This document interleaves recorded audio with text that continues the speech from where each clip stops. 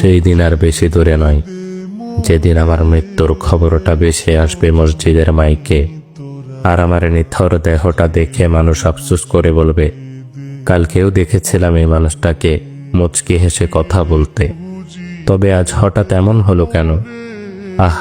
মানুষটা বড্ড ভালো ছিল।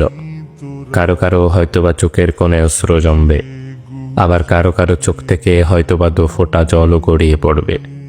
আবার অনেকেই খুশি হয়ে বলবে, যাক, ভালোই হলো, আপদটা বিদায় হয়েছে। বেঁচে থাকতে কি কম জ্বালিয়েছিল? ব্যস্ততার কারণে আমার অনেক কাছের মানুষরাও হয়তোবা আমার জানাজায় উপস্থিত হতে পারবে না।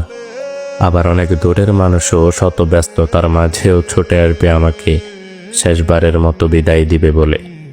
লুকিয়ে থাকবো আমি 3 টুকরো সাদা কাফনের আড়ালে। কেউ কেউ ছুটে আসবে আমাকে শেষবারের মতো একটুখানি দেখবে বলে। আবার কেউ কেউ আমার মৃত্যুর সংবাদ শুনে দোয়া পড়াটাও প্রয়োজন বোধ মনে করবে না।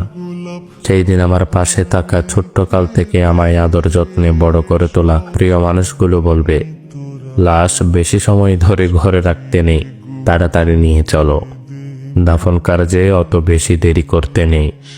শত কষ্ট উপেক্ষা করে তৈরি করা আমার সাজানো গোছানো জীবনের সমস্ত সম্পর্ক, টাকা পয়সা, গাড়ি বাড়ি, জায়গা জমি ইত্যাদি কিছুই আর আমার থাকবে না। এমনকি দিন কয়েক পর হয়তোবা আমার অস্তিত্বটুকুও হারিয়ে যাবে মরুর ধূলিকণার মতো।